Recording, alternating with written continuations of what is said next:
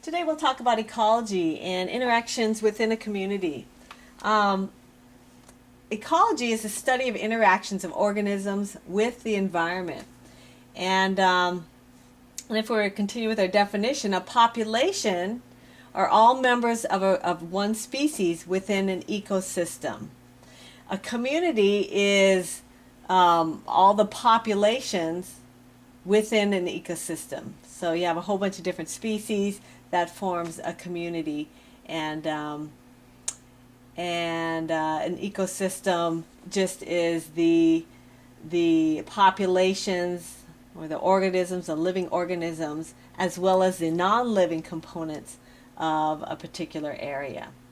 All right, so let's take a look at some of the different interactions that we can have between different populations.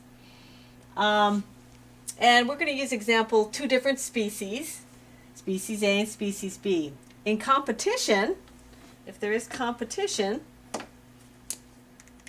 between species A and species B, usually both species are harmed. All right, they're competing for the same resources, and so it's usually not a great thing to have competition as far as a particular species. In predation, where predation by A on B, where A is the predator and B is the prey, obviously species A is going to benefit and species B will be harmed. In parasitism, where A is the parasite and B is the host, okay, species A, the parasite, will benefit, and the host is going to not benefit or be harmed. In mutualism, sometimes they use the word symbiosis. That's between A and B. It's a working together of two species, and so in mutualism, both species A and species B will both benefit. Now let's take a closer look at predation, and there are some adaptations that species have in order to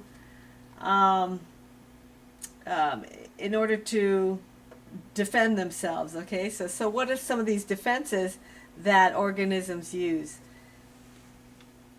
Let's get rid of some of these.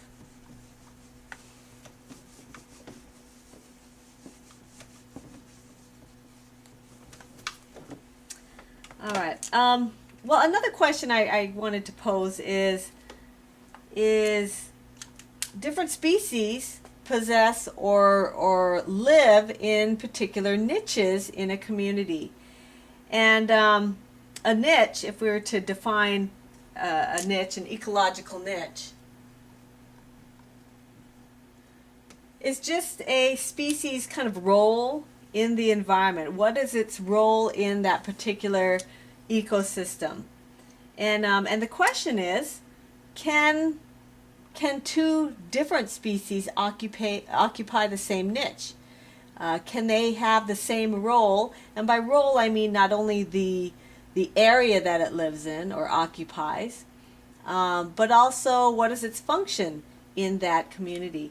And so the question is, can two different species have the same niche and have the same role within that population, within that ecosystem? And the answer is no. So two species can't coexist in the same community if they occupy the exact same niche. And so let's take a look at predation. And there's some adaptations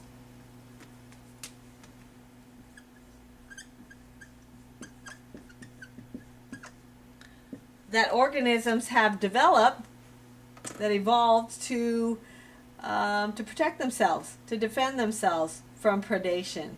And the first one is camouflage.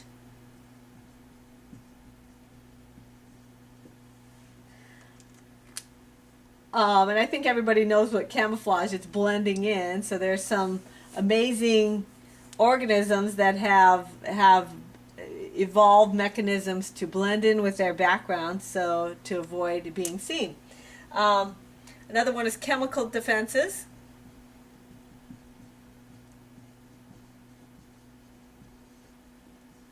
Some organisms possess poison, such as a poison dart frog, that are going to kill their predators. Mimicry. Mimicry is a defense, an adaptation evolved to defend themselves or to not be eaten. All right, and there's two different types of mimicry. There's Predation, named after an English naturalist by the name of Henry Walter Bates. And this type of mimicry occurs when a harmless organism resembles a poisonous species. All right, so harmless species mimics usually a poisonous one. The other type is Mullerian.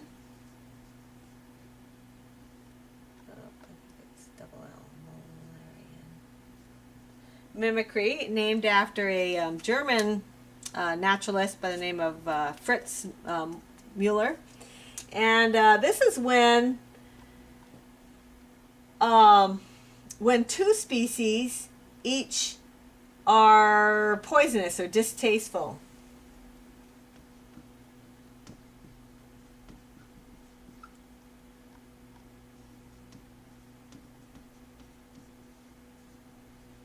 And an example are two different types of butterflies, the monarch butterfly and the viceroy butterfly. They're both distasteful, and that's thought to kind of confuse the predator and in that way to help them to escape. So this is just one type of those relationships between organisms that we'll take a little closer look. There's also, again, parasitism and mutualism. And, an example of mutualism is, let's say, a clownfish and a sea anemone. I think of Finding Nemo. And, the clownfish, they live in the sea anemone. And how does that work? Why would they do that? Because the sea anemone kills fish and eats it. So how could a clownfish live there? And it's due to this mutualistic relationship where the clownfish cleans the anemone, and it's thought that perhaps they lure other fish to the anemone, and in return the anemone protects the clownfish and actually feeds the clownfish with kind of its leftovers and things like that. The last topic I want to talk about is something called succession. Succession is a gradual formation of a community, and not only the living part of it, but the non-living environment over time. And there's two different types of succession. There's primary and secondary.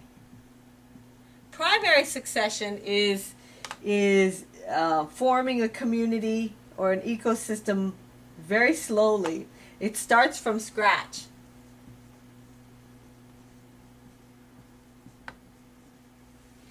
Usually, let's say, something big has to happen, like a volcano erupting, and just kind of wipes out everything. The landscape, the living part, the non-living part, it just kind of covers everything. And so a community, an ecosystem has to form from nothing. And this takes usually thousands of years.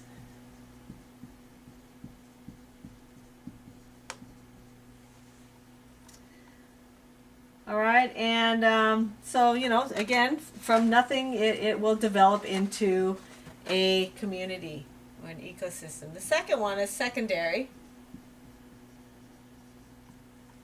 succession, and this is forming a community or an ecosystem, but not from nothing. Okay, there's something there already.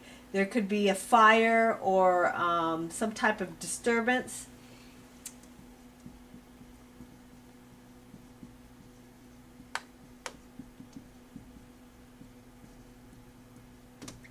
Okay, that will change the landscape. Where there may be still some dirt there, maybe seeds that are existing in the dirt. And this is, you know, it only takes maybe hundreds of years.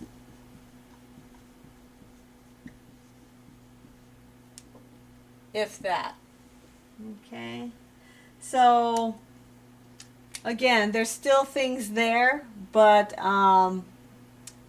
the landscape has changed drastically, and then you form a new community, a new ecosystem there. Alrighty, hope that was helpful.